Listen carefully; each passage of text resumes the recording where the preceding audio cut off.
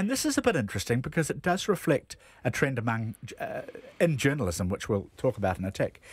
But has the ABC ever done this before? I think so, and I'm not entirely surprised about it. I don't think it's really quite as sinister as some people might think, but they are under siege a bit at the ABC and at SBS, which is the other public broadcaster in Australia. They're not the flavour of the month with the government, and it's sort of taking every opportunity to accuse them of bias, particularly bias in a left-wing direction. So I think this is being anticipated by their management, and they're saying, well, you may have views on this issue, but remember you're a public broadcaster and you just need to be careful about the way you express them. You're entitled to hold them, you've got to vote like everybody else, but be careful about the way you express them. And I suppose that's fair enough, but it can be interpreted as being a little bit heavy-handed.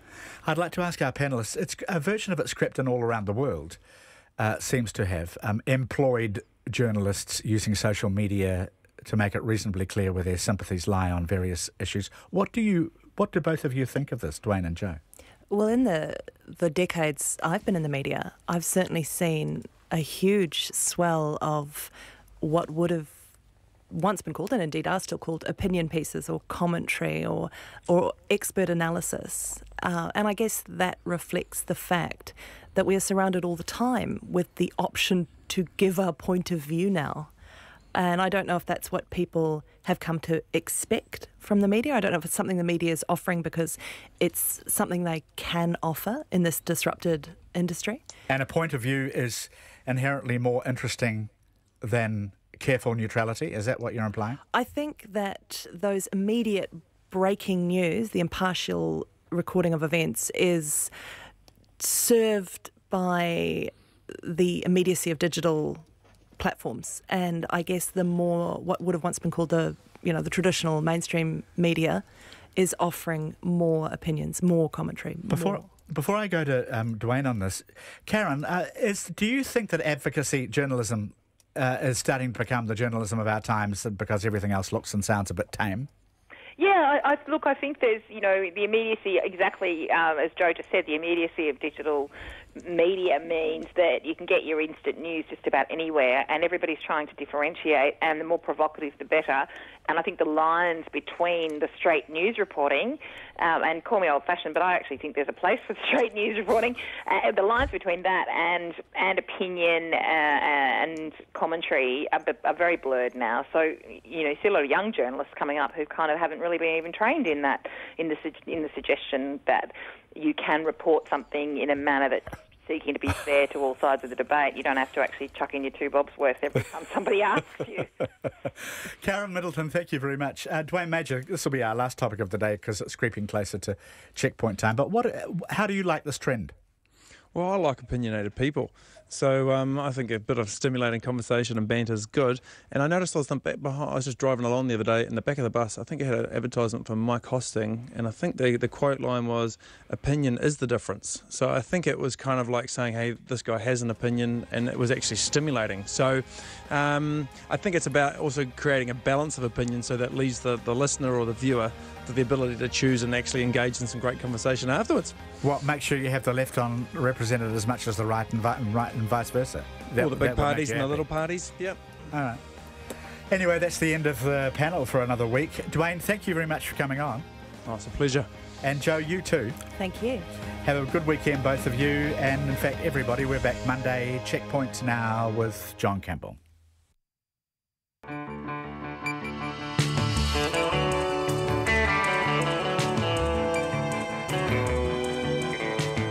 Kia ora everyone, welcome to Checkpoint. On the program tonight, how many of our DHBs have unfavourable financial forecasts, and how fast is their overall deficit growing? Rhys Warren, the gunman who shot and wounded 4 police officers during a 24-hour siege in Kawerau, is sentenced to preventative detention. Donald Trump says his fire and fury threats against North Korea might not have been tough enough. Australian Prime Minister Malcolm Turnbull says the long-standing ANZUS treaty will be invoked if hostilities begin.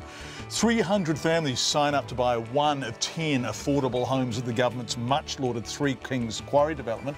$450 for a 1-bedroom apartment. What do you get exactly?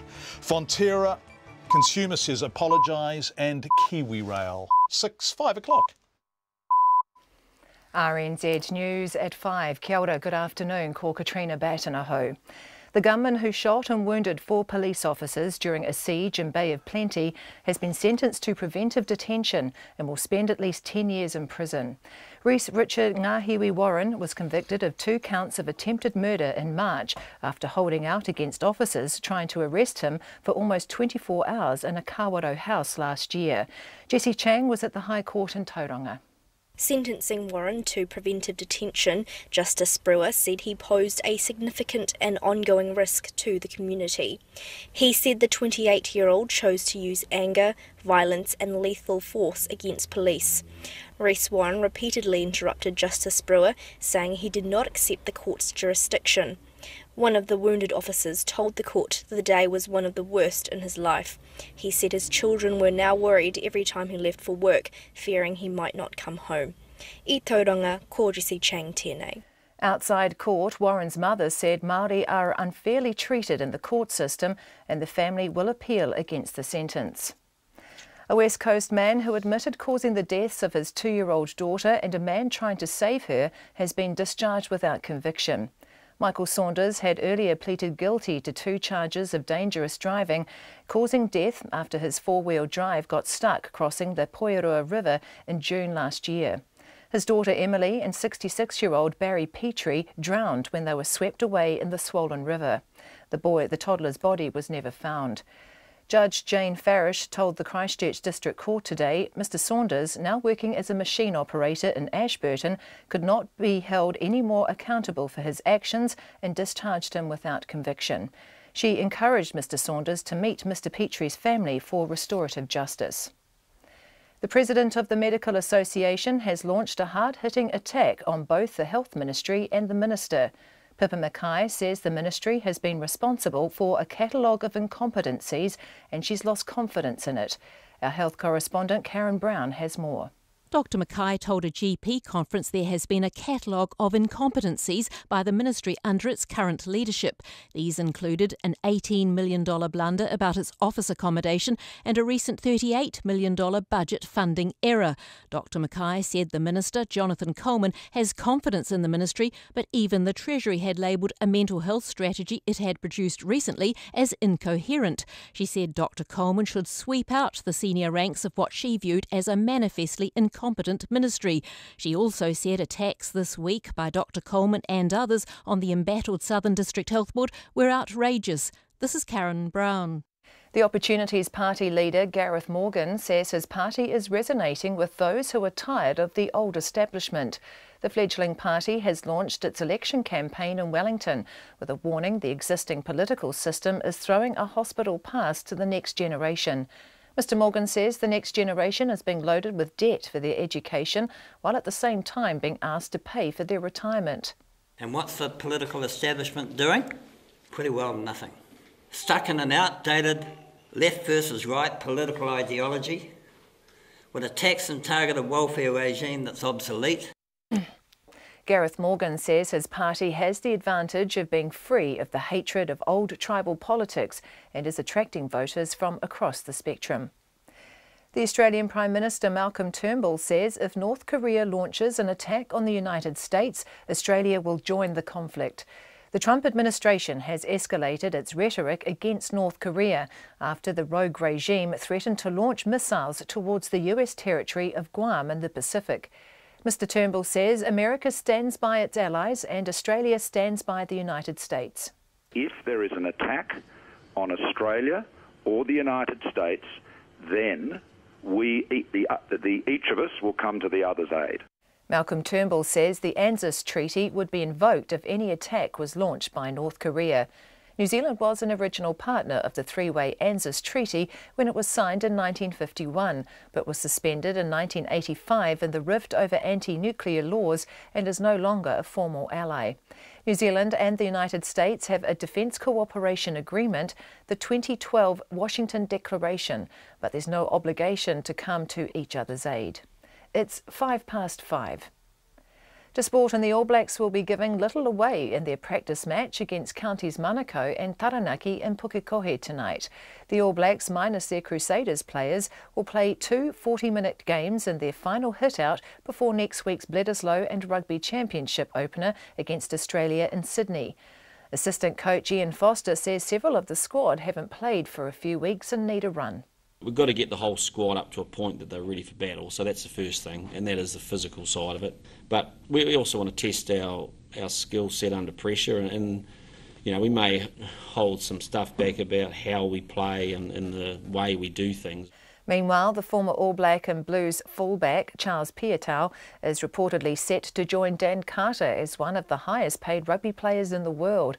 Piutau, who's currently with the Irish club Ulster, has signed with second-tier Bristol in a move the Telegraph says is worth nearly $2 million. The Danish golfer Torbjorn Olesen and American Kevin Kisner share a one-shot lead after the opening round of the US PGA Championship in North Carolina. They're both at 4 under par. New Zealand's Ryan Fox slipped back after a good start to finish at 4 over, 1 stroke ahead of countryman Danny Lee.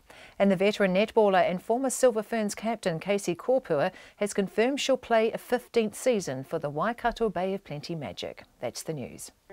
Tonight on Nights, Country Life debates the future of agriculture with a couple of farmers who reckon dairying's the way to go versus a couple who reckon the sector needs radical reform. We've got a sonic tonic dedicated to the songs and sound bites of Scandinavia, and there's a musical mixtape from Lloyd Scott just ahead of his final shift on Nights with me, Brian Crump, from after the news at 7 on RNZ National. Met service weather through to midnight tomorrow. Northland, Auckland, Coromandel and Bay of Plenty. Fine spells and the odd shower today. Mostly cloudy tomorrow with showers increasing from late morning. Waikato to Kapiti, including the central high country. Fine spells and isolated showers today. Rain developing tomorrow morning, possibly heavy, then clearing by evening. Gisborne and Hawke's Bay, high cloud tomorrow with a few spots of rain from afternoon. Waiata Upper, Wellington, Nelson and Marlborough mainly fine but scattered rain tomorrow morning. Canterbury mainly fine with variable high cloud, however occasional rain and northwest gales about the high country tomorrow. Otago and Southland fine spells, scattered rain overnight and again later tomorrow. Bulla, Westland and Fiordland periods of rain with some heavy and possibly thundery falls late today and tomorrow. And the Chatham Islands fine spells with a few showers tomorrow.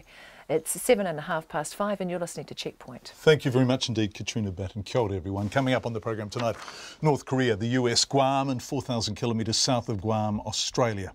The gunman who shot and wounded 4 police officers in Kawerau gets preventative detention and he's not impressed at all. New Zealand Medical Association President Pippa Mackay on medicine's version of waiting for Godot, and what are the nutritional benefits of Anchor's light-proof milk bottles. All of that before 6:30, but we begin tonight with the financial state of our DHBs. Checkpoint has today been provided with documents along with other information that suggests the country's combined deficit of the 20 district health boards is growing, and so too is the pressure they're feeling from the Health Ministry to address their, quote, unfavourable forecasts.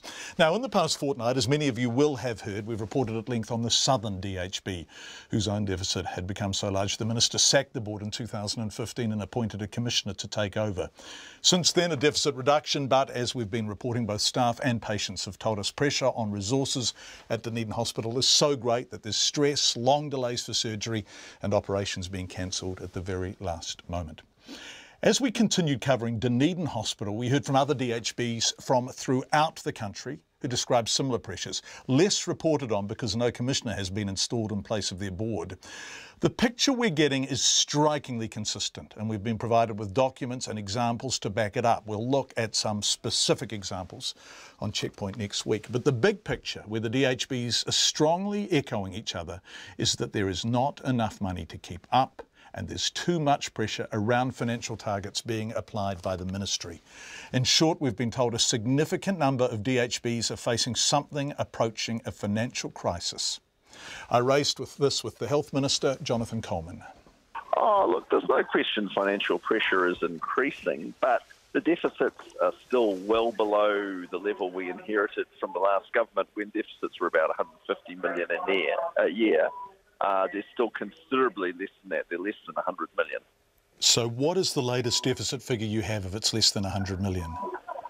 I can't tell you off the top of my head, but I mean, the last one I've seen was somewhere between 50 and 100 million. But look, I'd just have to go and check the figures. I think the last one might have been 64 million. 64 million and growing. What Checkpoint can reveal is that some projections run significantly higher than that. One figure we've been told for the 2017-18 year is more than double that $64 million figure. And that comes from combining the DHB's own early indications in February-March. So that was looking forward. But Checkpoint has obtained the District Health Board sector financial performance for the year to date, 31st of May 2017, so the end of May just gone. These are, and I quote, the year-to-date financial results for the District Health Board sector, so that's across New Zealand. This report, which was addressed to the Minister, says, and again I quote, the sector year-end forecast as at the 31st of May was a $99 million deficit. I raised that with Jonathan Coleman. The sector's forecasting a year-end deficit result of $99 million? Oh, that's the forecast as opposed to the current position. But the current position is deteriorating. $99 million to the end of this May, comparing apples with apples. The same report last year said, quote, the sector year-end result forecast as at the end of May 2016 was 52 million. 52 last year, 99 this year. The figure has almost doubled in 12 months. Now, that's the collective deficit. The report prepared by the Ministry for the Minister details individual DHBs that have, and again I quote, unfavourable forecasts. I read the list to the Minister, and as you'll hear, it's almost every DHB in the country. Auckland, Counties Manukau, Northland, Bay of Plenty, Lakes, Tairāwhiti, Waikato, Hawke's Bay, Hutt Valley, Wairarapa, Nelson, Marlborough, South Canterbury and the West Coast are being monitored because their deficits are unfavourable, to quote from the report. Canterbury DHB is being engaged as part of the PwC review process, which has been reported. The Southern DHB has your commissioner in there. 16 of 20 DHBs are in financial trouble, aren't they? Well, they all need, monitoring to make sure they're on track. I mean, look, this is a sector where, the money is always tight. And in order to keep those deficits down, it needs constant monitoring and liaison with the Ministry of Health. Government spending must be monitored and controlled, of course. That's requisite and pro forma stuff. But the DHBs that have contacted Checkpoint in the past fortnight consistently tell us the monitoring is now unrealistic and undermining their ability to deliver. Now, that may be DHBs lobbying for more resources, but, as I said to the Minister, one DHB described the Ministry's target enforcement as punitive financial targets, which are impacting on their ability to give the care they hope to give. No, I disagree with that.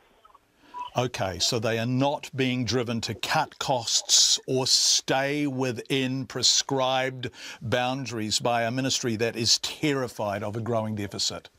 Oh, look, they definitely have to strive to live within their means, no question about that. We can't have the deficits absolutely blowing out. Is the deficit blowing out? You said that it was somewhere between 50 and 100 million. The latest figure I have is 99 million. It's increasing, but it's not near the level of what it was at the end of 2008, where it was 150 million. But look, without continued discipline, those things can get out of hand. Checkpoint has been told by numerous DHBs that the discipline is now unrealistic and the deficit is growing anyway. Now, even if that's simply DHBs lobbying for more money, the language they're using speaks of real tension between them and the ministry. Jonathan Coleman says vote health is up substantially and there's only so much money the taxpayer can afford. But there's no question more money always helps. And, these DHBs do have financial pressure on them. On that, the DHBs and the ministers would most certainly agree. In the middle is the ministry charged with monitoring expenditure and controlling deficits. The DHBs we've spoken to speak of a growing tension in their relationship with the ministry, and a sense, though, that the ministry is under pressure too. Again, I put that to Jonathan Coleman, and as you'll hear, his answer was 7 words long.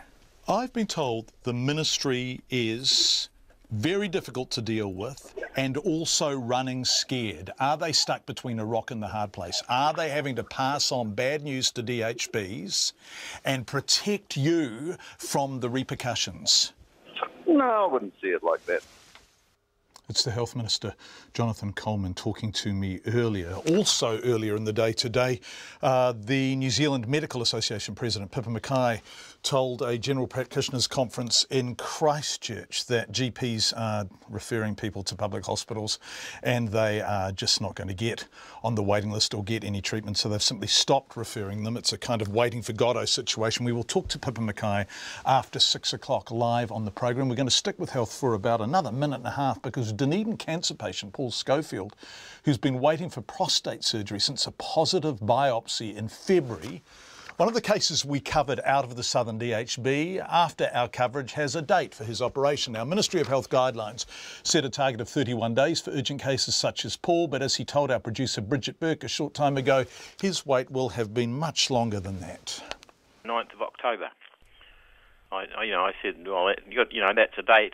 I was a bit disappointed. I thought that they might be able to manage something a little bit quicker, given the time frame. And I asked them, if what's caused the delay. They told me that it was a lot of requirements, surgical requirement, a lot of things that they need to do, lots of cancers of various different types that they need to attend to, and that's the best they can give me. And I said, oh well, I hope I don't get bumped off then on on the 9th of October. And they said, well, yeah, sure, we hope not. I wrote a letter to the Prime Minister asking him to step in and intervene and, try and catch up some of the backlog that's in the hospital, because unless, of course, they actually start making some effort to catch up on the backlog, are they ever going to catch up on it, I mean, they're going to have to spend the money sometime, or maybe the people will just drop off the end, and pass away while they're waiting, and they'll remove them from the waiting line that way. But anyway, I wrote him a letter and asked him to intervene. Anyway, I never heard back from the Prime Minister, but I see the next day or two Mr. Coleman turned up to speak to you guys. That is Paul Schofield, who does at last have a date for his surgery. That's it on the public health system for the time being, but we will be back with New Zealand Medical Association President Pippa Mackay after 6. We would love your feedback on all of this. Text us 2101 or email checkpoint@radionz.co.nz. 5:17, you're with Checkpoint on National Radio, or RNZ National, as we're called these days, on Friday night. The gunman who shot and wounded 4 police officers during a 24-hour siege in Kawerau shouted down a judge and walked out as he was sentenced to preventative detention. Rhys Richard Nahiwi Warren was sentenced to a minimum of 10 years in jail in the High Court in Tauranga today, but will be continued to be monitored on his release. Our reporter Jessie Chang was there. 3 of the shot officers gave victim impact statements, talking about the immense impact the shooting had on them and their families. Sergeant Logan Marsh said that day was one of the worst in his life, and he had to relive it throughout the trial. He said now his children are worried he may not make it back home when he goes to work. Remaining professional whilst being subjected to the indignity of being questioned by the person that had tried to kill me was no doubt the hardest thing I've ever had to do. I can forgive the defendant his ignorance, but on that day he stole my children's innocence, and for that he won't be forgiven. Rhys Warren was found guilty of 4 charges in March, including 2 of attempted murder for shooting and wounding 4 police officers during a house siege on Ornepu Springs Road last year. The 28-year-old repeatedly interrupted Justice Brewer and left the court before the sentencing was finished. Well, to my knowledge, you have no jurisdiction to rule over me. That's your knowledge. Which choice do you make? I'll get the record show. I will appeal this to a high court. I'll withdraw from this hearing accordingly. Justice Brewer said given Warren's continual rejection of the court process and belief that he was not guilty, a finite sentence would not be suitable. He could tough out a finite sentence and emerge even more entrenched in his views than he is already. But a sentence of preventive detention means that he will only be released once the parole board decides that he has changed sufficiently to make it safe to release him. Outside the courtroom, Warren's mother, who did not want to be named, was angry. Really, the system is not for Māori because, like I said, the blacker you are in this country, the worse off you are. And why? It's because of the native title, Māori. We've been treated like that since colonisation. Warren's mother said he would appeal the sentence. In Tauranga for Checkpoint, Kōresi Changaho. 5:20, Australian Prime Minister Malcolm Turnbull has pledged Australia's involvement in any conflict if the US or its Pacific territories are attacked by North Korea, and says the long-standing ANZUS treaty would be invoked if hostilities begin. It comes as President Donald Trump warns North Korea it should be very, very nervous if it does anything to the US. He said the regime would be in trouble like few nations have ever been if they did not get their act together. His comments come after Pyongyang announced it had planned to fire 4 missiles into the sea near the US territory of Guam. The BBC's Nick Bryant wraps all of this up. It's from his golf club in New Jersey during his working vacation that Donald Trump is managing this standoff.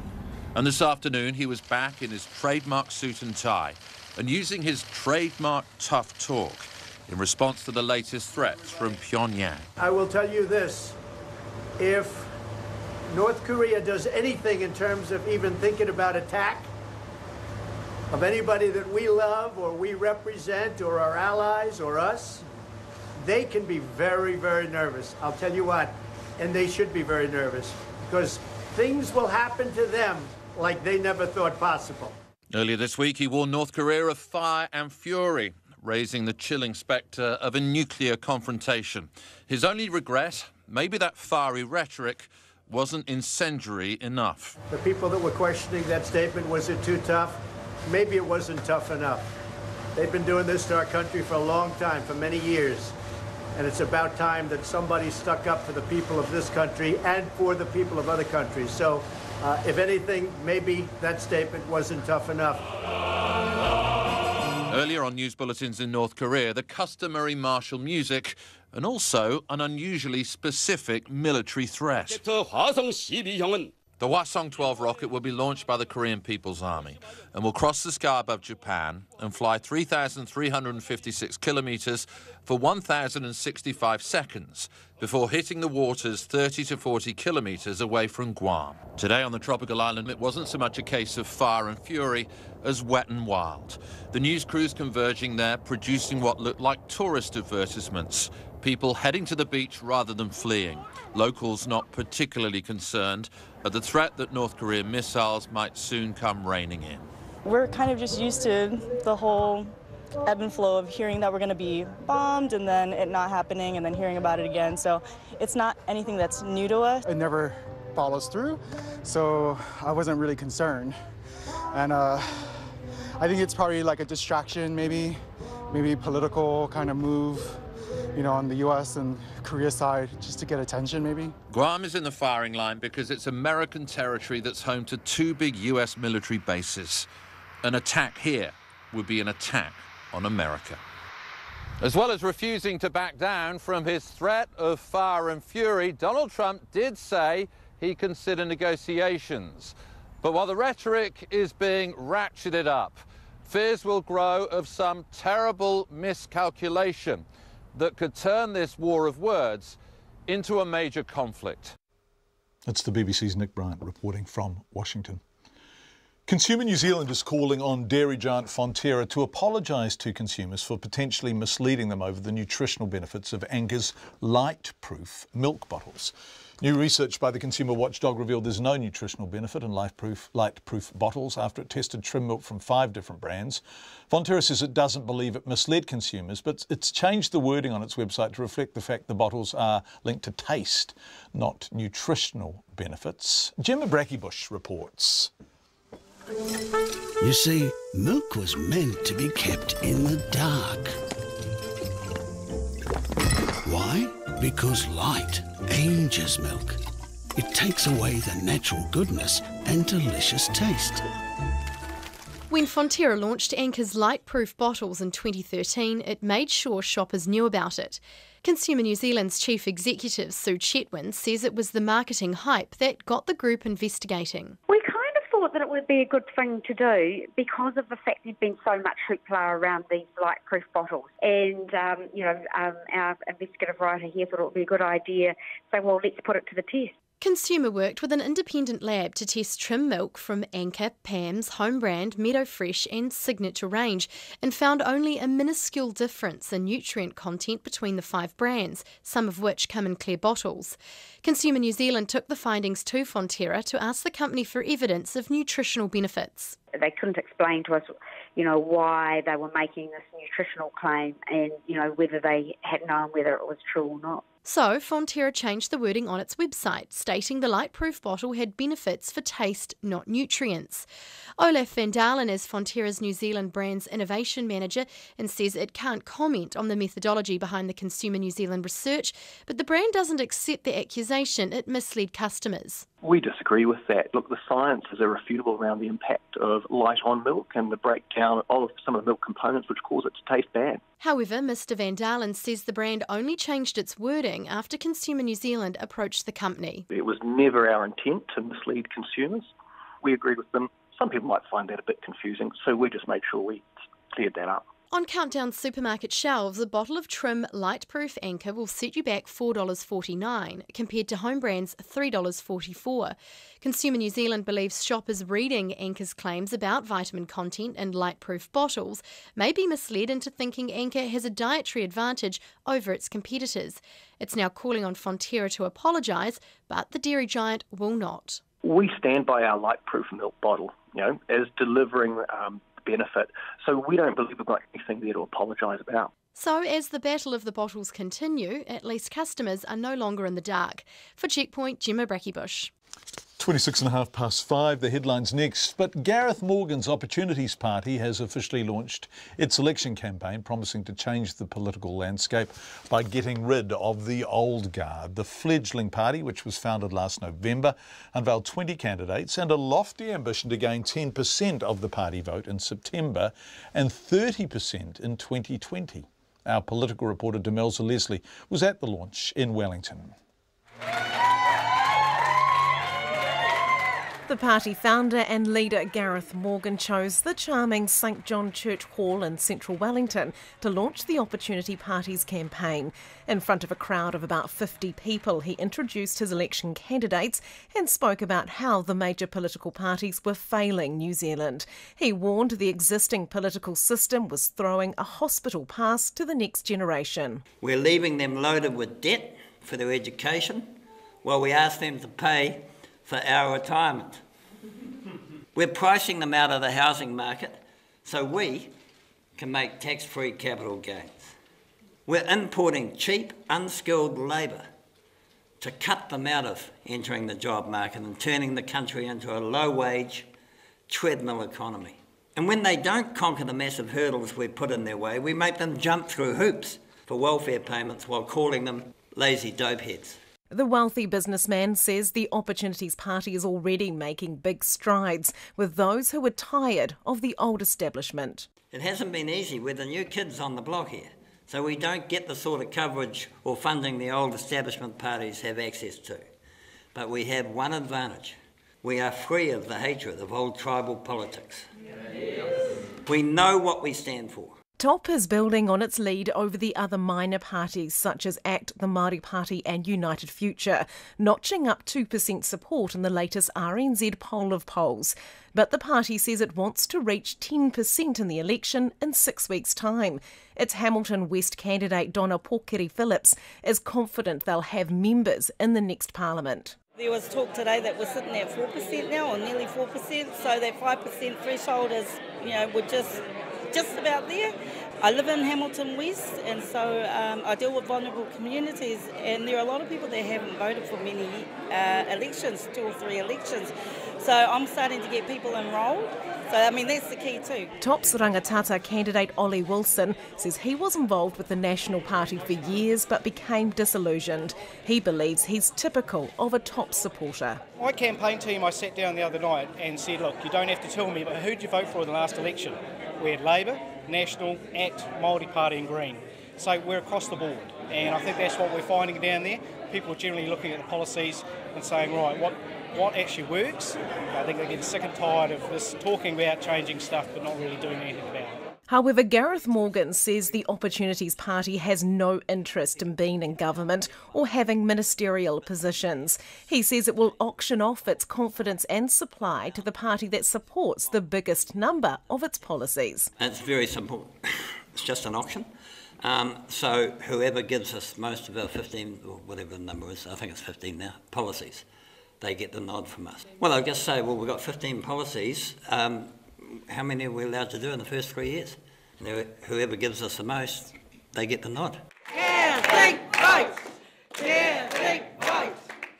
The launch was the first time the 20 candidates from all over the country have met. Gareth Morgan expects to have up to 25 list and electorate candidates by the time the election rolls around. From Parliament for Checkpoint, Demelza Leslie.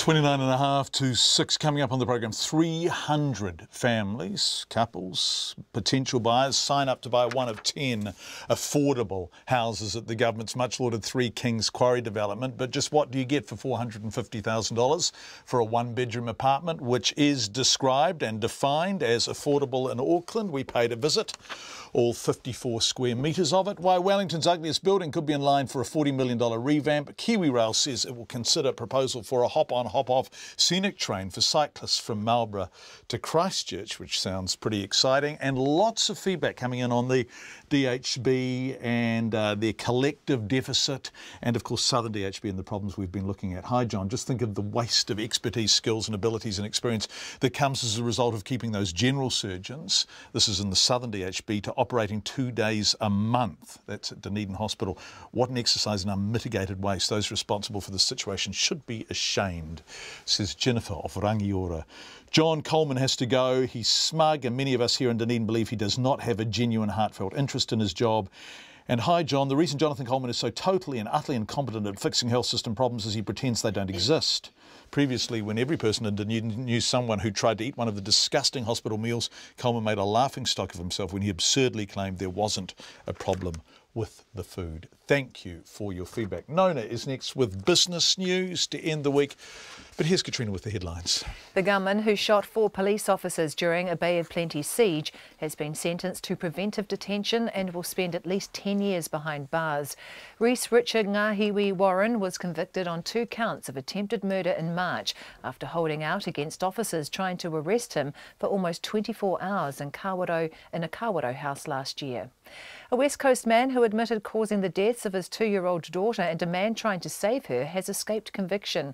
Michael Saunders had earlier pleaded guilty to 2 charges of dangerous driving causing death after his 4-wheel drive got stuck crossing the flooded Poirua River in June last year. The president of the Medical Association has launched a hard-hitting attack on both the Health Ministry and its minister.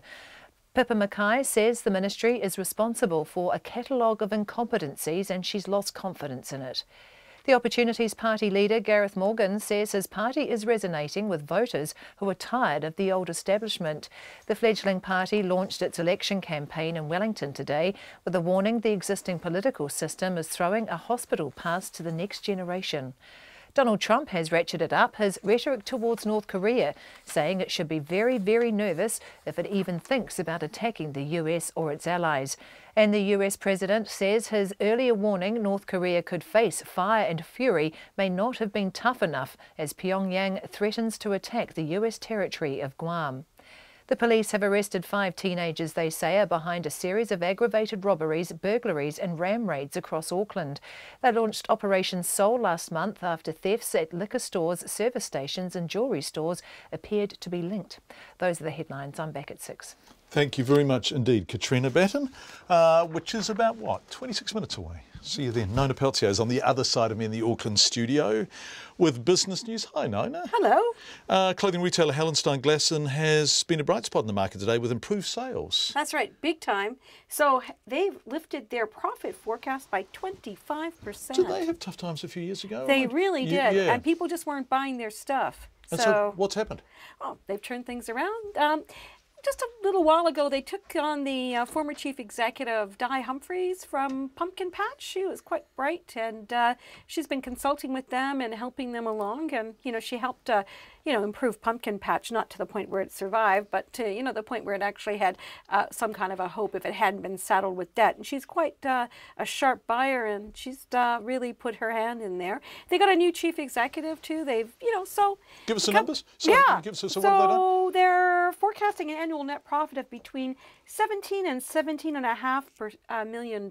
So not huge in monetary terms, but that's the compared with $13.5 million. So it's a lot, Yeah, percentage and increase, you know, considering how difficult it's been for them, you know, a lot of retailers are under a lot of pressure. You know, with online sales and so forth. Clothing retailers, particularly, especially ones that don't have their own brand. So if you're just selling what have you from wherever. What have you from wherever? Oh, hi. Can I interest you in some what have you from wherever?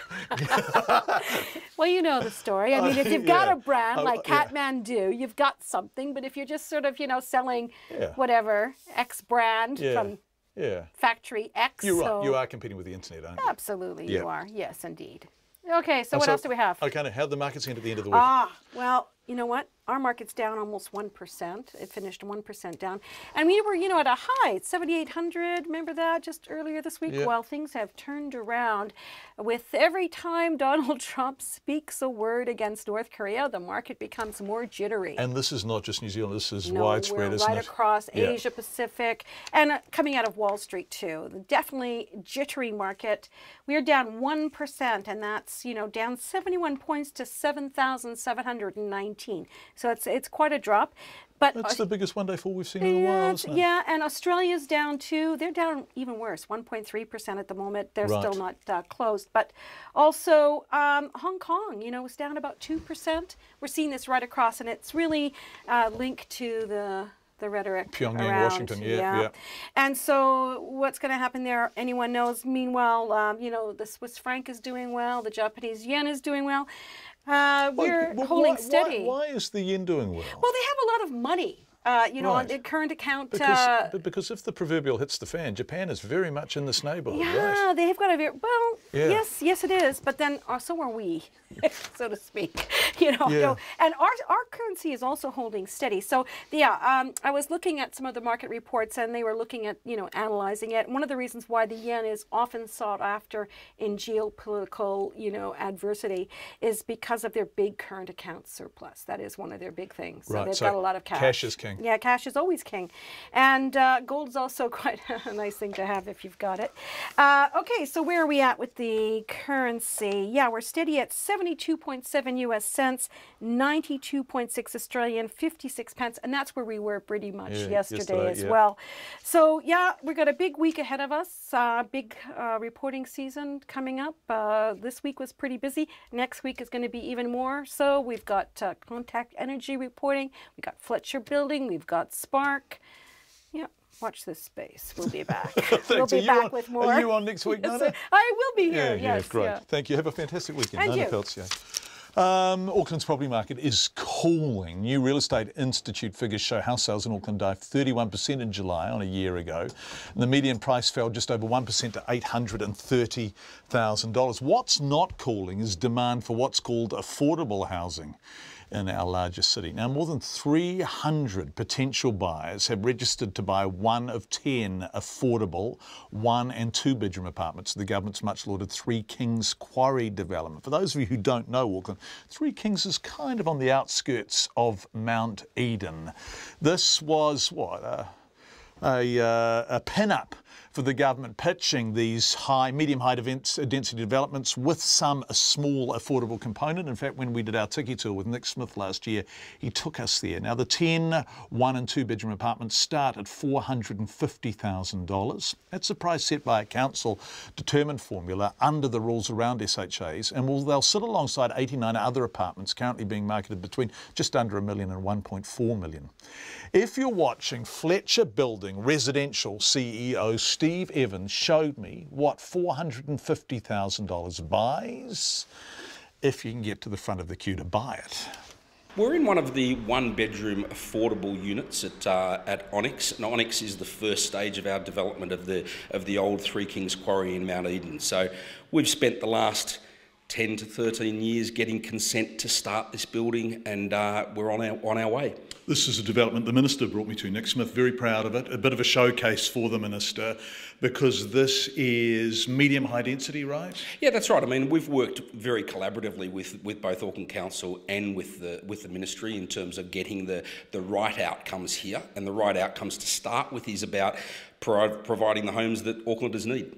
How many, when you are completely finished, will there be? Look, we've got permission now to go up to 1,500 homes in the Three Kings area.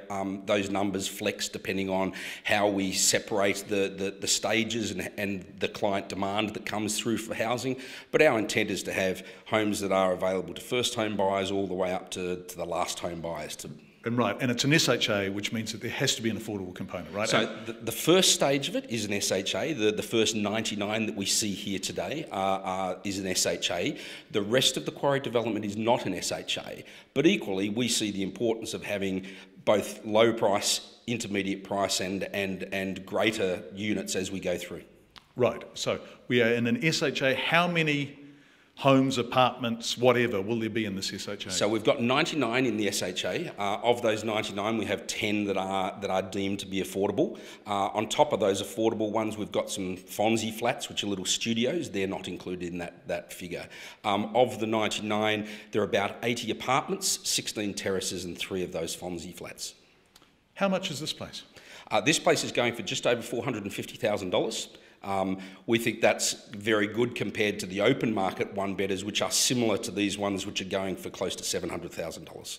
Right, what do you get for $450,000? Oh, look, you get, first of all, the experience of Three Kings. This area is brilliant in terms of the community that's already created around here. In terms of physical attributes, you get over 50 square metres of an internal apartment. As you see behind you, you've got this fantastic deck, north-facing, and really just part of the community that we're trying to build here at Three Kings.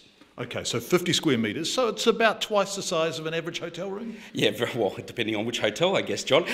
But yes, absolutely. And look, we've designed this so that every square metre of the 50 is usable. So the focus from our point of view is on good quality design, and that applies whether you look at an affordable unit or whether you look at any other type of unit. Car park?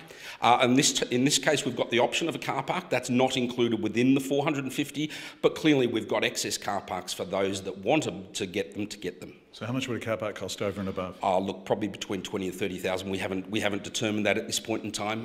The affordable part of the development is being incredibly oversubscribed in terms of the amount of people that want to buy these units. So you've got people queuing up for these units? We've got people queuing up, and not necessarily in the physical queuing up. We go through a process which we've identified a balloting process to make sure that there is so that everyone has a fair opportunity to go and buy. So there's no nepotism, a developer flogging it up to their kid or whatever. Correct. Okay. And look, there's certain rules with regard to the affordables as well in terms of making sure that it is someone that's going to live in the unit, so that is going to live there for a period of time, to make sure that we're actually providing, not just here but elsewhere, homes that people actually move into rather than use as a capital gain exercise.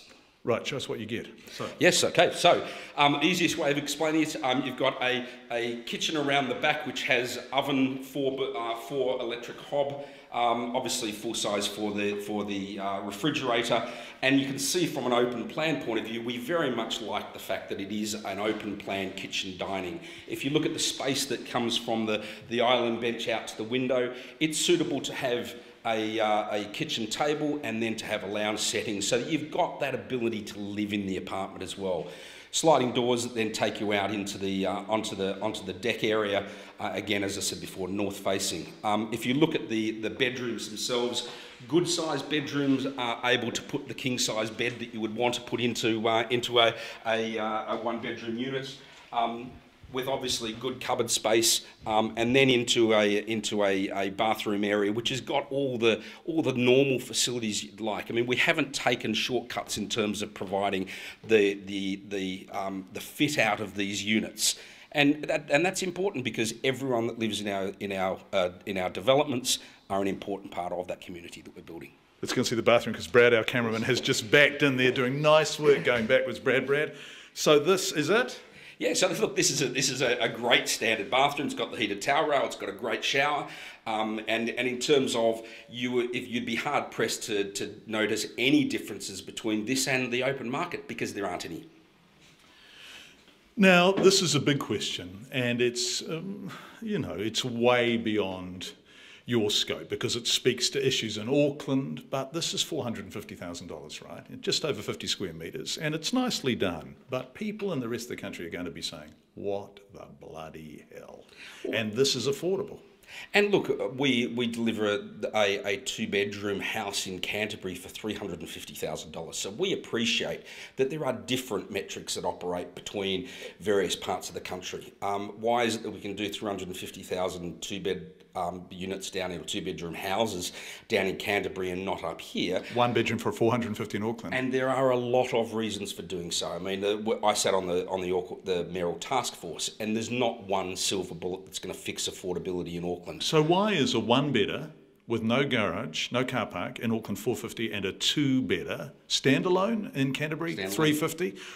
What's the difference? Well, clearly it's not building materials prices. I think that one of the things that we see is it starts with the land price, and land price clearly is more expensive in Auckland than it is in most parts of the country. You've then got the costs of the consenting processes and the costs of development contributions and infrastructure growth charges, and that just gets us to the section size. After that, you've then got to build and then go and sell. And let's remember that the right ingredients for Auckland is not necessarily expecting that my first home is going to be 6 kilometres from the city in great built-up locations. And that's why, from a business point of view, we have a whole range of products at a whole range of price points throughout Auckland. And people want these places, do they? What sort of demand have you had for your 450 one-bedders? Oh, look, from an affordable point of view, we've got over 300 on the list of people that want to buy here. And that's over 300? Over 300. And how many available? We've got 10 in the first stage, and as we go and develop the rest of Three Kings, obviously we'll be wanting to put more, because it is about providing that balance. You've got to provide those opportunities for first home buyers, and you've got to provide those opportunities all up through the various family stages to those that want to downsize out of the areas just north of us and come into a low maintenance and great community that we're building here.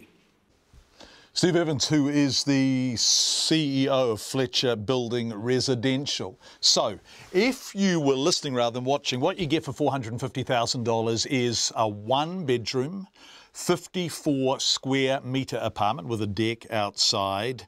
That is pretty small, 54 square metres. The average hotel room is about 25 square metres, so it's small. But in Auckland, $450,000 is considered affordable, and the other one-bedroom units that are not affordable because they're in an SHA are much more expensive. People are queuing up for them, but your feedback suggests you're not going to be amongst the queue. This from Lynn. What bullshit. It's a tiny flat, no car park, no room to swing a cat, $450,000, affordable, maybe, livable, hardly. And David Morehouse in Christchurch, you've got the ability to live in the apartment well. What else are you supposed to use it for? Really interesting, David, to hear that a two-bedroom home that Fletcher Building is erecting in Christchurch is $350,000. A one-bedroom apartment in Auckland is $450,000. This is a really significant difference. And remember, these are required as part of the SHA provisions. In other words, the developer has to build these at cheaper than the market would otherwise ask you for them. I'm just getting the email up because Pip's just said in my email, my earpieces, lots of good email feedback. One at the top, I think, although I'm struggling. Hi, John. I'm loving the look on your face as the salesman shows you around the shoebox. I can read your mind. Affordable? Really? This is nuts, says Bevan. Bevan, I was inscrutable as a poker player, brother. Thank you for your feedback. We appreciate it. It's 11.5 minutes to 6. As Auckland's Mayor ponders unpalatable ways to help fund for $1 billion blowout on the region's transport needs, a business group wants a radical speeding up of major projects. The Auckland Business Forum wants the entire 30-year program that's been agreed between the government and council built in the next decade. A new plan will accelerate light rail and additional trains for Auckland, but hasn't identified how $1 billion blowout over the next 3 years should be plugged. $1 billion. Our Auckland correspondent Todd Nile reports.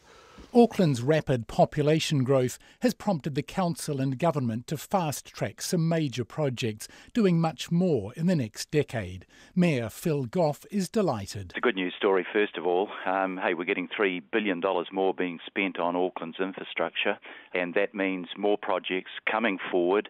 Now $1.2 billion set aside for what I believe will be light rail from the centre city through to Mount Roskill.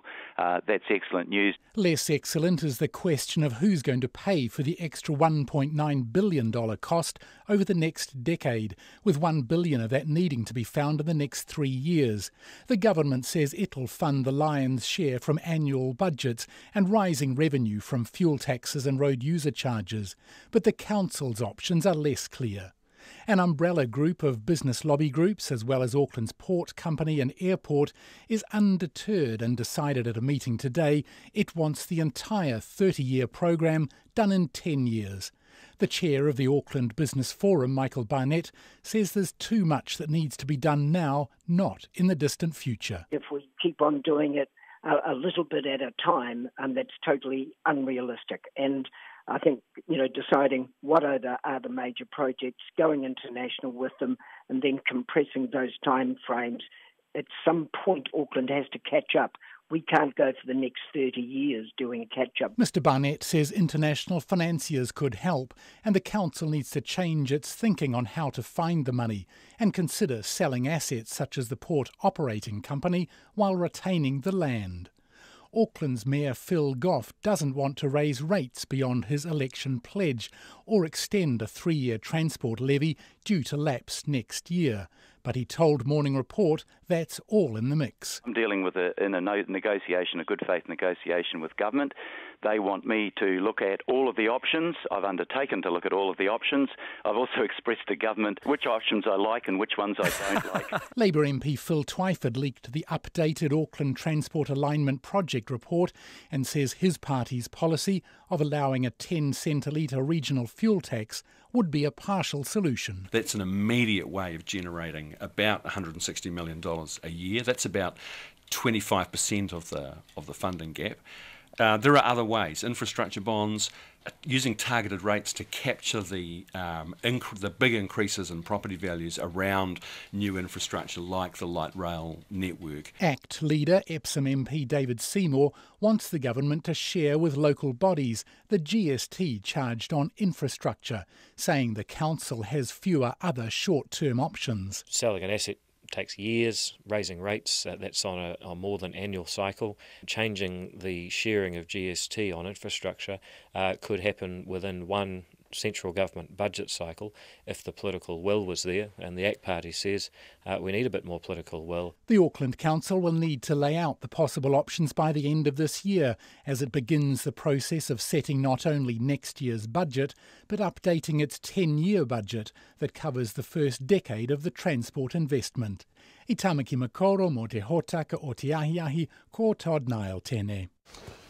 An abandoned Wellington building that's been dubbed an eyesore by locals is going to cost up to $40 million to refurbish after the Environment Court ruled it can't be demolished. The Victoria University-owned Gordon Wilson flats have been empty for 5 years because it's an earthquake risk. The estimated cost was provided in a report to the Wellington City Council by Wareham Cameron & Co in 2015. Irvin Johnson reports. The Architectural Centre, which describes the building as an example of the modernist and brutalist style of architecture, fought to have the 57-year-old flats reinstated as a heritage-listed building. Its president, Christine McCarthy, says it's a very important building with significant architectural and historical value. We're very pleased with the outcome. We think the building should be retained. We think it should be retained as social housing. It's in a perfect site for that. It's an inner city site. We need more housing, higher density housing. Victoria University bought the Gordon Wilson flats back in 2014 for $5 million. It had plans to demolish the building and turn the site into a pathway from town to the university's Kelburn campus. To help, the City Council rezoned the flats, removing it from the heritage list and paving the way for demolition. Dr. McCarthy criticised the university's plan.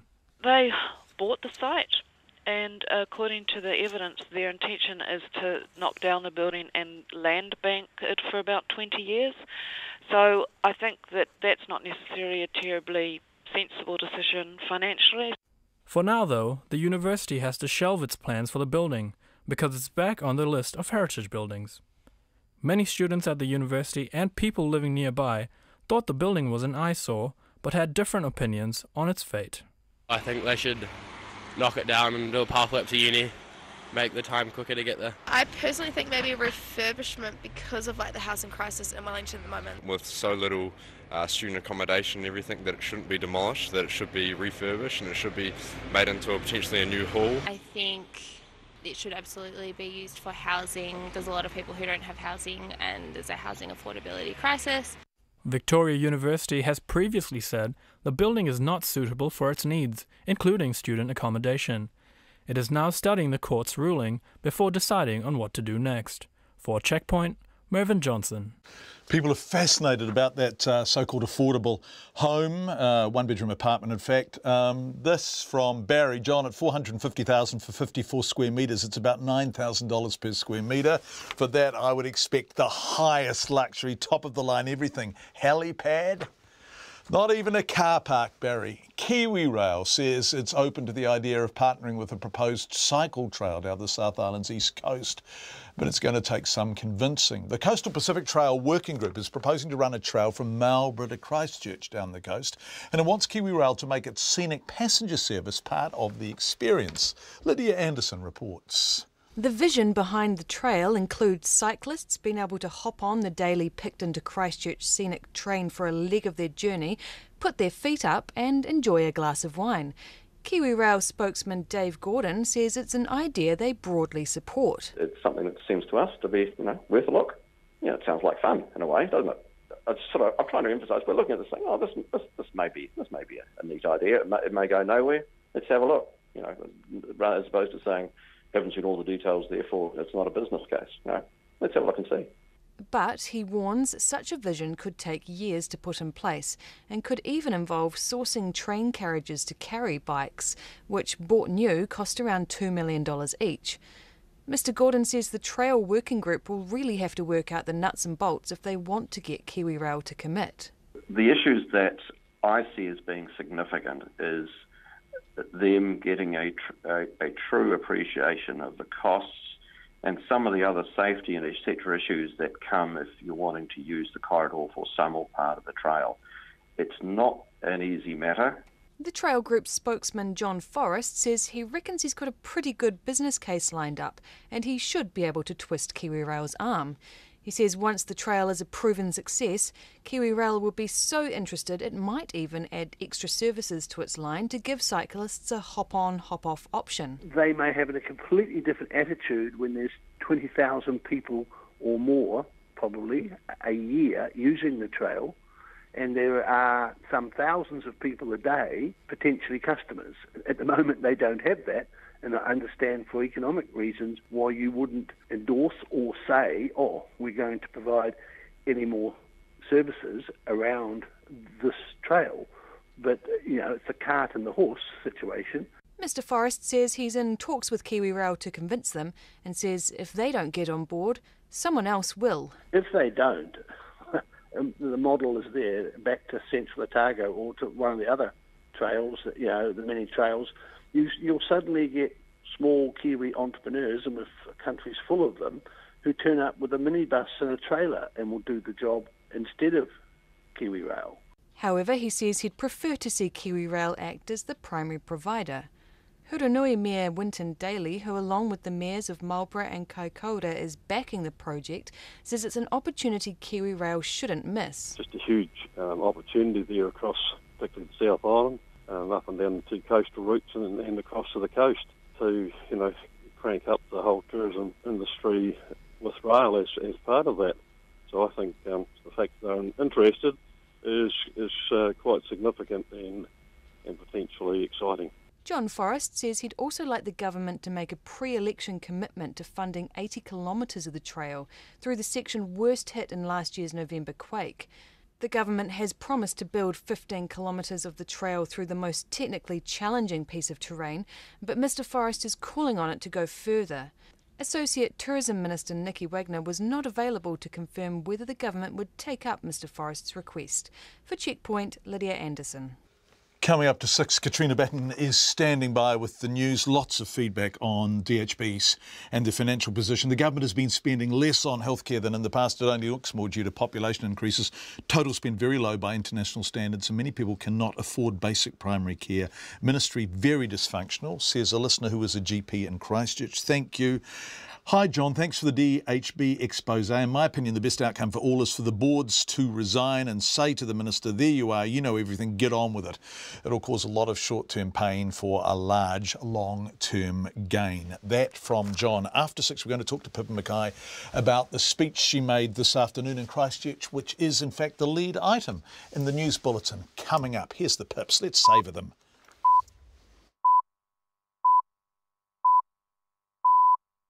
RNZ News at 6. Ngā mihi nui, good evening, ko Katrina Batten aho.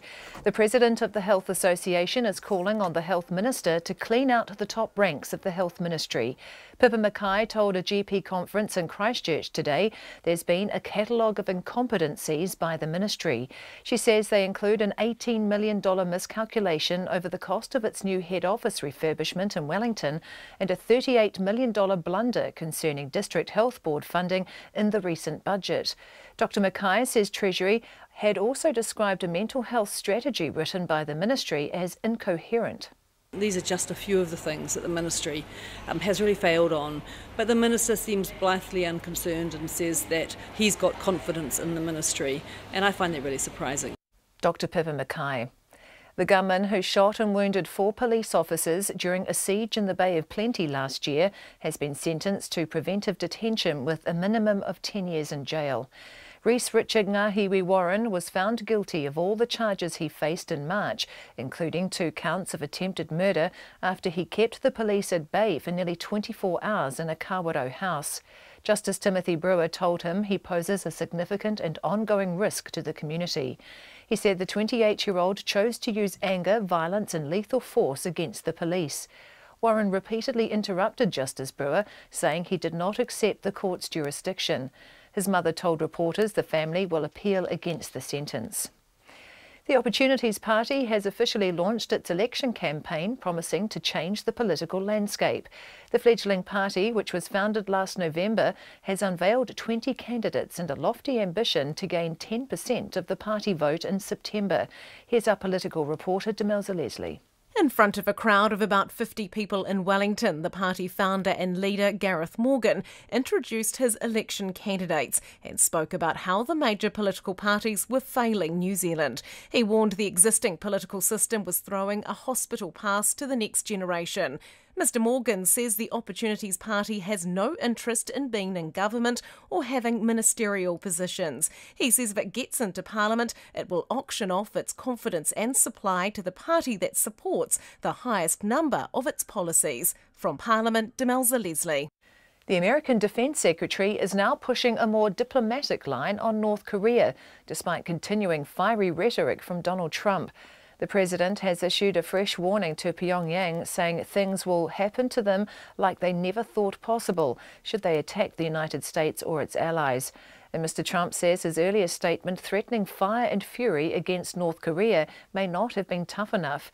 At the same time, his Defence Secretary James Mattis says US diplomacy is making headway. The American effort is diplomatically led. It has diplomatic traction. It is gaining diplomatic results. And I want to stay right there, right now. The tragedy of war is well enough known. It doesn't need another characterization beyond the fact that it would be catastrophic. James Mattis, the US Defence Secretary. Meanwhile, the Australian Prime Minister has said if North Korea launches an attack on the US, Australia will join the conflict. Malcolm Turnbull says America stands by its allies and Australia stands by the United States. He says the ANZUS Treaty would be invoked if any attack was launched by North Korea. A business lobby group wants Auckland's 30-year transport plan delivered in a decade. The Auckland Business Forum says the city will never solve its problems if it spreads the $27 billion plan so thinly. Our Auckland correspondent Todd Nile reports. The forum includes the city's business organisations plus the airport and port companies. The chair, Michael Barnett, says bundling the projects into a shorter time frame would attract international investors and construction companies. He says with Auckland's forecast growth, a 30-year programme won't be able to both catch up on past underinvestment as well as cope with growing freight volumes and commuters. On individual projects, Mr Barnett says the group doesn't think Dominion Road is the correct route for light rail to the airport. In Auckland, Todd Nile. Fonterra is rejecting an accusation it has misled consumers on the nutritional benefits of its anchor brand's light-proof milk bottle. Consumer New Zealand says its research has revealed there's little difference in the nutrient content of trim milk between 5 of the country's major milk brands, despite Fonterra's claim light-proof containers protect the vitamins in milk. The consumer watchdog says when it took the research to Fonterra, the company changed its wording and said the light-proof bottle relates to taste, not nutritional benefits. Fonterra's New Zealand Brands Innovation Manager, Olive van Dalen, says the company never meant to mislead consumers and changed the wording because it acknowledged it could be confusing. We stand by our light-proof milk bottle, as delivering benefit. So we don't believe we've got anything there to apologise about. Olive van Dalen says the light affects the vitamins in the milk, making it taste bad. It's 6:05. To sport, and the Bristol rugby coach Pat Lam says he's thrilled to have former All Black Charles Piutau joining him at the British club from 2018. Piutau signed a deal reported to be worth $2 million with the second-tier club that's set to make him one of the highest-paid players in the world. Lam coached Piutau during his time at the Blues and says the signing's a coup for Bristol. Charles is still an international quality player who can play 13 wing fullback, and a lot of clubs are very keen to get him, for him to come here, based on our vision, based on a real purpose of what we want to do for Bristol Rugby is fantastic. Pat Lam.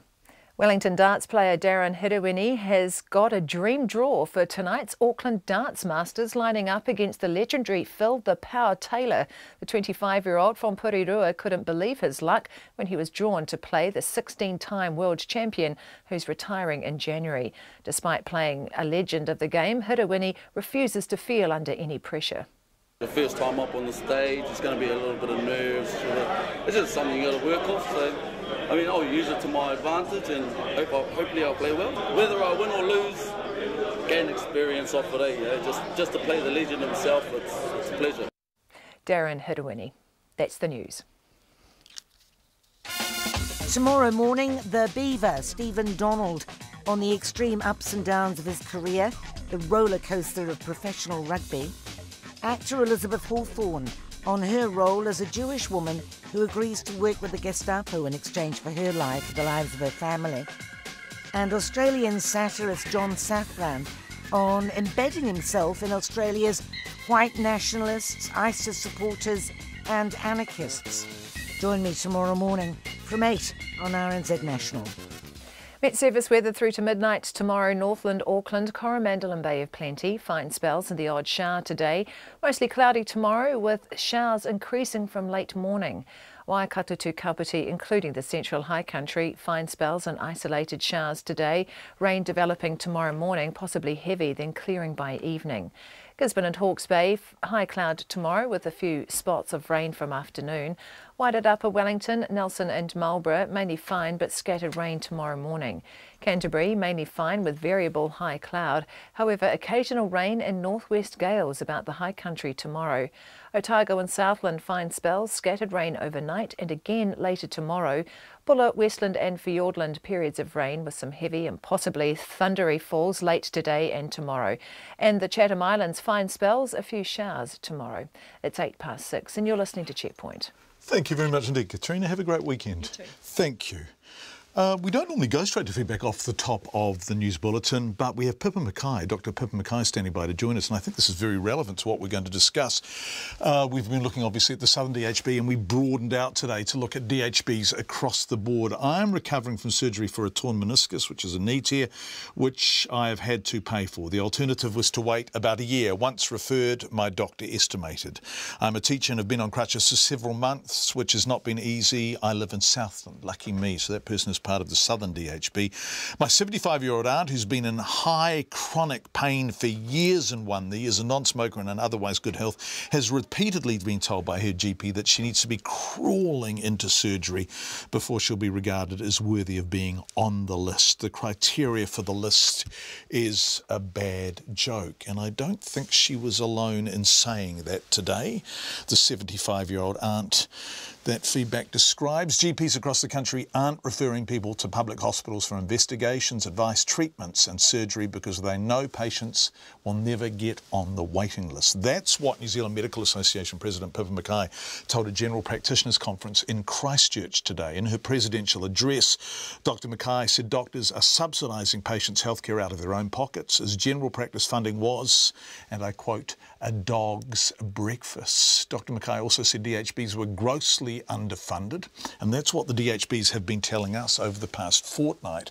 And we began with the program tonight. Dr Mackay, so we began the program with that tonight. Dr Mackay was outraged at the Health Minister's attacks on DHB, and particular Southern DHB, and called on him to, quote, sweep out the senior ranks of the manifestly incompetent ministry.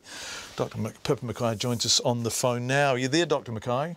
I am. Nice to talk to you. This was a fairly pointed and singular address from you. What was it in response to? Had it been bottling up for a while, or have events of the past couple of weeks really stirred you?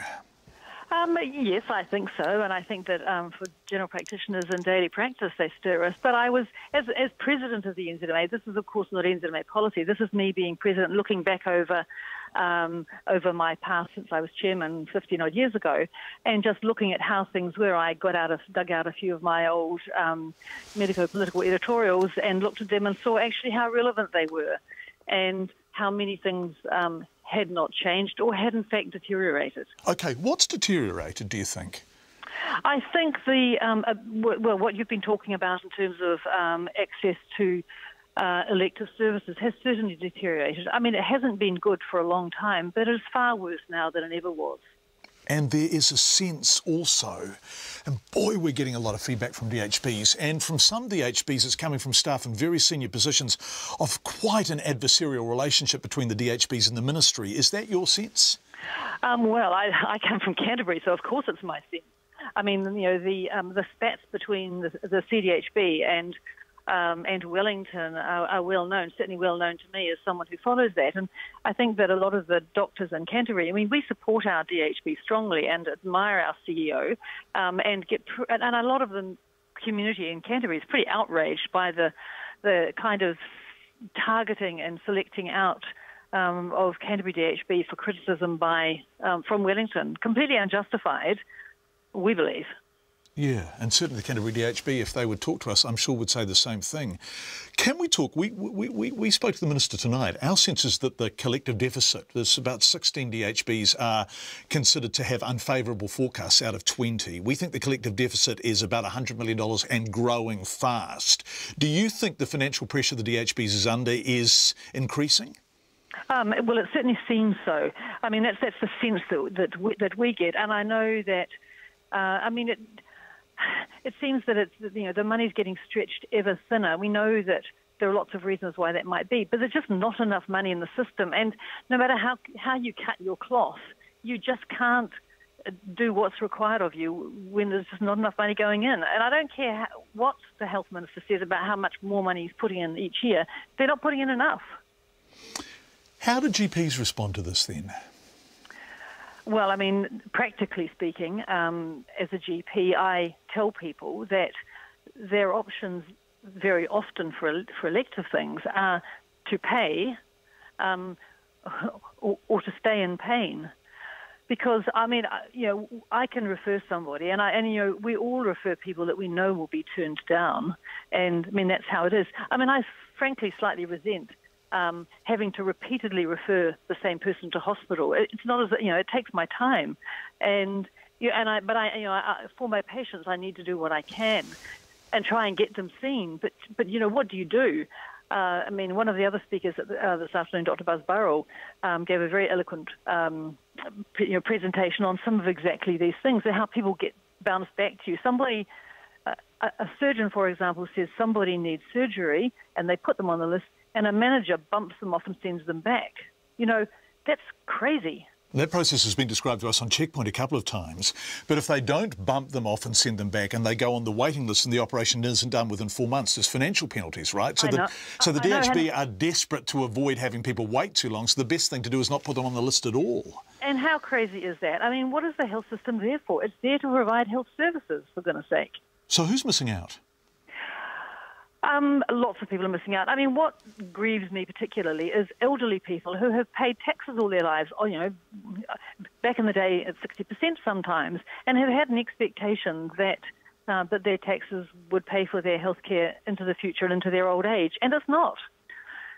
So there is that. I mean, we're talking, we're talking very much about elective surgery. Of course, in my practice, people who miss out are people who don't have any money. We're not a very low-cost access practice. I work in an affluent part of Christchurch, but I have a lot of people who are not affluent, and they aren't able to access the kind of funding that is available for some people around. So, lots of people are missing out on lots of things. And so what happens if you're missing out? So if you don't have money or insurance or whatever, and you have to go through the public system, full stop, and you can't get into the public system, what sort of pain, what sort of conditions are you seeing people live with? I guess particularly very painful joints where they are, their mobility is affected. They can't work. They can barely walk. They put on weight because they can't get any exercise, so that makes their arthritis worse. So a lot of that kind of thing. A lot of that kind of thing? A lot of that kind of thing. But as well as that, hernias, varicose veins, tubal ligations, gallbladder surgery, lots of things that are elective or semi-elective. I mean, what's the definition of elective, really? For some people, they're barely elective, they're necessary, they're absolutely essential. The Minister, if he was listening to this, and I suspect one way or another he'll hear about it, would say, look, I've increased vote health significantly this year. It's at its highest ever level, and there is only so much money the taxpayer can afford. We need to get greater efficiencies from the system. Well, of course he'd say that. But, there's been... in the last year, there were 97,000 extra New Zealanders just in the last year. I mean, there's been change. People live longer. We can do more. People's expectations are higher, and we've got far more people. So, they've got to put a lot of money in, but they've got to put more money in. And I think that we're just about getting as efficient as we can be. And the efficiency now is becoming punitively unreasonable. Now, boy, people are using that word punitive a lot. I don't know how many people have said that to me over the past couple of weeks. Someone said it to me today, that the ministry feels punitive in terms of enforcing targets. That, of course, is the ministry's job, isn't it? Well, the ministry's job is, if that's what they choose, if that's how they choose to do it, yes. I mean, the ministry is there to, I guess, provide the framework and the policy for providing health care and see that it's done. So, yes, I guess so. I mean, as I've said also in that address, I don't think they're doing it very well at all on lots of levels. But, there's got to be another way without financial penalties for waiting lists. There's got to be a better way than we've got. Now, the waiting list is an artificial thing. You can introduce a waiting list at any kind of artificial level, depending on how many points people have got to have, with any given condition. Say cataracts, for example, the points are much higher now than they used to be. So you've got to be much blinder than you used to be to get a cataract done. And it's an artificial thing used as a form of rationing. And, I think that doctors, and I'm sure most of the community, recognise that rationing is necessary, but it's all about how you do it and the size of the cake, I guess, that you're going to ration up. Dr Pippa Mackay, New Zealand Medical Association President, who spoke on the subject in Christchurch this afternoon. Thank you for joining us. It's 18 minutes past 6. Auckland's property market is cooling fast. New Real Estate Institute figures show house sales in Auckland dived 31% in July on a year ago. The median price fell just over 1% to $830,000. Sarah Robson has more. Mike Robson, a salesperson with Harcourts in Mount Eden, says the property market always has its ups and downs, but it's definitely slowing at the moment. Definitely some aren't selling under the hammer like they were, and I think buyers have got the feeling that if they wait and negotiate, they might be able to get a better deal. So there's a bit of that going on. Mike Robson says people aren't rushing out to buy houses just to get on the property ladder. He says buyers are getting pickier and sellers are having to up their game. Sometimes it's aspect, sometimes, the backyard's too small or the flow inside is not what people are wanting or seeking. So those properties tend to sit a little bit longer. But it's now... We're going through that area where the vendors or the owners of the property are having to meet the market demand or the perception of where the buyers are seeing value, or they hold on to the property longer and they stay where they are. The Real Estate Institute Chief Executive, Bindi Norwell, says tougher mortgage lending rules are to blame for much of the drop in house sales. She says strict loan-to-value ratios have done their job of cooling the market, but are now acting as a handbrake. The Institute wants the Reserve Bank to review the restrictions to see if they're still appropriate and whether they're disadvantaging first-home buyers. Nearly every agent we speak to is telling us that first-home buyers are really struggling with those LVR restrictions. But first-home buyers are also facing tighter lending criteria from their banks. Bindi Norwell says banks have their own business decisions to make, but they should be trying to make things easier for first-home buyers. I hear of things that they're doing to try and help first-home buyers as well. So, it's not all doom and gloom. I think but more that they could do to facilitate that. Support first-home buyers, that they're not too highly leveraged, but they have got access to funding will be a good thing. ASB economist Kim Mundy doesn't think there's much chance the Reserve Bank will take another look at the loan-to-value ratio restrictions. They are still quite concerned that housing market activity could pick up again at any stage, just given the high levels of population growth and the fact that supply is still, on balance, short. So the Reserve Bank's going to be wanting to wait to make sure that the market really has cooled down before it makes any changes. The Real Estate Institute's figures show the median house price, excluding Auckland, rose 6% on a year ago. Mō te hōtaka o te ahi, ko Sarah Robson, aho. Australian Prime Minister Malcolm Turnbull says Australia will become involved in any conflict if the US or its Pacific territories are attacked by North Korea. Mr Turnbull says the long-standing ANZUS Treaty will be invoked if hostilities begin. At the same time, there's been no let-up in the war of words between Donald Trump, who's now warning that his threat of fire and fury yesterday may not have been enough. The ABC's Barney Porter has more. The Prime Minister has told commercial radio in Melbourne the US has no stronger ally than Australia and that the commitments of the ANZUS Treaty are clear. We stand with the United States, so be very, very, very clear about that. If there is an attack on the United States, the ANZUS Treaty would be invoked and Australia would come to the aid of the United States, as America would come to our aid if we were attacked. The ANZUS Treaty was signed by Australia, the US and New Zealand in 1951, at the height of the Cold War. It's only ever been enforced once, when the then Prime Minister John Howard was in Washington during the September 11 attacks and committed Australian forces to whatever response the US would make. Mr Turnbull says he spoke to the US Vice President Mike Pence this morning about the latest developments on the Korean Peninsula, but has declined to give any details as to what might be involved in keeping the treaty commitment. How that manifests itself will obviously depend on the circumstances and the consultations with our allies, but be under no misapprehension. In terms of defence, we are joined at the hip. The American alliance is the absolute bedrock of our national security. Meanwhile, the hardline rhetoric is continuing. Earlier today, the US Defence Secretary Jim Mattis was asked about the preparedness of the US if North Korea goes ahead with its threat to launch long-range missiles towards the US Pacific territory of Guam. I don't tell the enemy in advance what I'm going to do. Our readiness, we are ready. Secretary Mattis says the US would prefer a diplomatic solution to resolve the standoff over North Korea's nuclear and missile programs, to avoid what he's called the tragedy of war. But he says he has a specific job to do.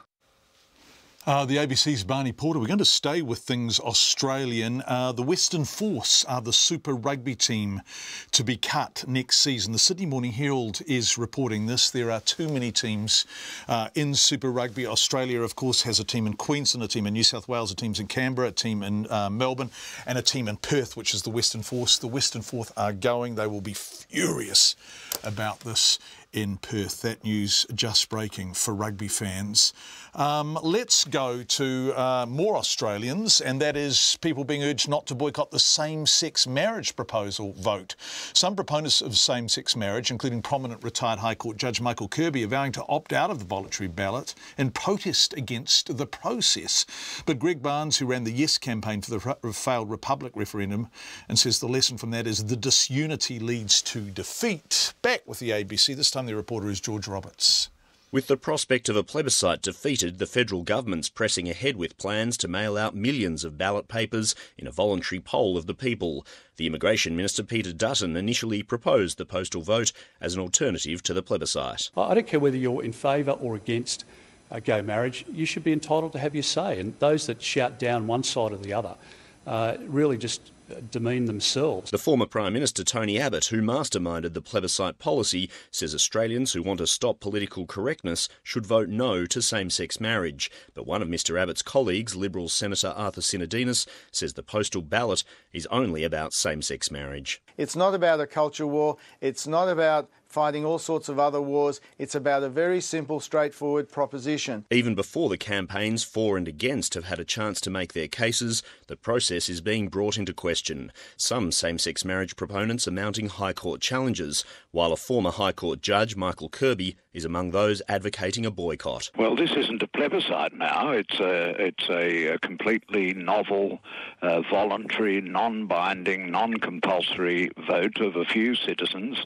and it's just something we've never done in our constitutional arrangements of Australia, and it really is unacceptable. Michael Kirby, who is gay, counts federal politicians on all sides, including Malcolm Turnbull, among his friends. I'm an old friend of Mr Abbott, and I'm an old friend of Mr Shorten. I'm a friend of everybody, but I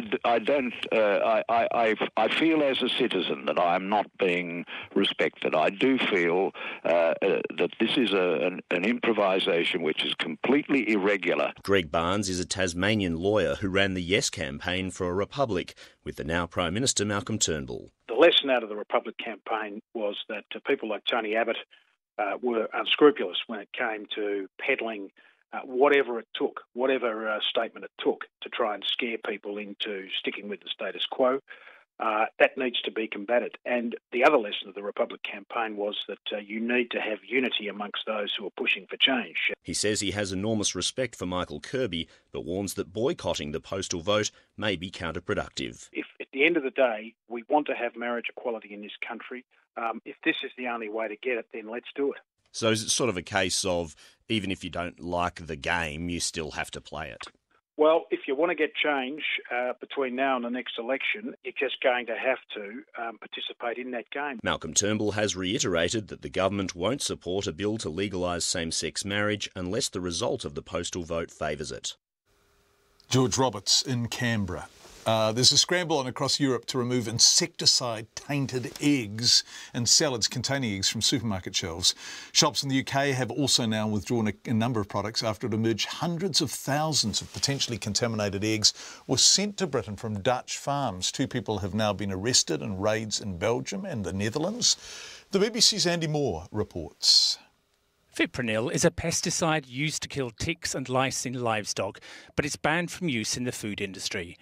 On August the 1st, the Netherlands, Europe's largest egg producer, said the chemical had been found in a number of eggs. Millions were withdrawn from sale across the continent. Here, the Food Standards Agency said the number of potentially affected eggs, though now much higher, still represents a tiny fraction, 0.007% of the total number of eggs consumed in the UK every year. 85% of the 12.5 billion eggs eaten in Britain are produced at home.